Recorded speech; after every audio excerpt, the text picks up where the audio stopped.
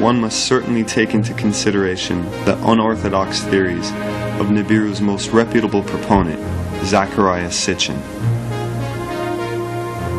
According to Sitchin, we were created genetically by the Anunnaki from one of the primitive creatures on this planet as a worker, to mine gold for them, to serve them. The Anunnaki in number were 50 originally when they came here, and no more than 600 at any given point in their history in the beginning. They eventually interbred with mankind, created us, created the hybrids. Evolution did occur alongside this. We are a parallel people alongside any other beings that evolved here, and they did evolve. No one was wiped out.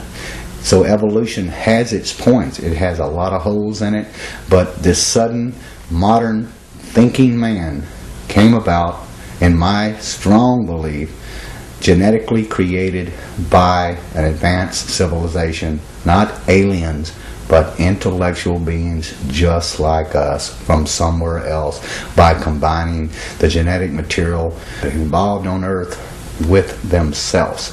Now, regarding this other guys that see the Earth, I would like to know, I would like for that thing to be true, because I might have a hard time understanding how can life could have started on Earth. I have this theory, this model, that this theory on the wall.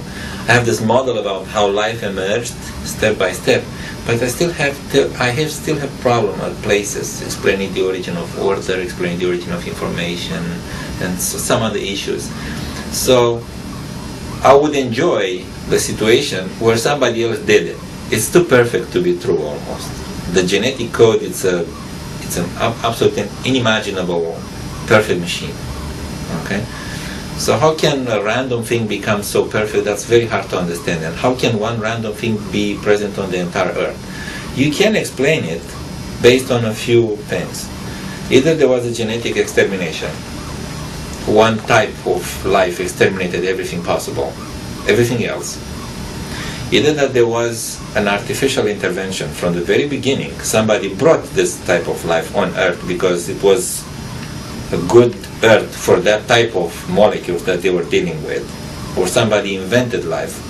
Artifacts, made by somebody. Or life was seeded from outer space. People out there, even if you're not a scholar, even if you're not anything, if you open your eyes a little bit to this and you start just doing your own research, you're going to find paths there that lead you to some things that are going to awaken new ideas into you. And the next few years, I think we're going to see a watershed of information that is going to absolutely rewrite every book of history. There's evidence left over this entire planet when you start thinking, and you must believe, that we are the offspring of these people.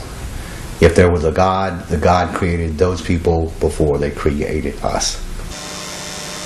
We are here because of an act of divine creation, but they were people just like us, only older, only more technically advanced.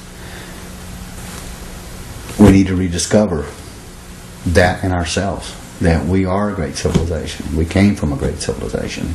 Okay. And I would tell anybody to look, open your eyes and look for it. Don't be blinded to something that's led to nothing but the slaughter of ourselves for thousands of years. And we still are at that point. We're still a warring society. When this documentary or others like it are put out there and enough people will see it, at least that will start a beacon somewhere that will start shining a little bit brighter. And so at some point we're going to see that we have a different history than what we've been given. The proof's there.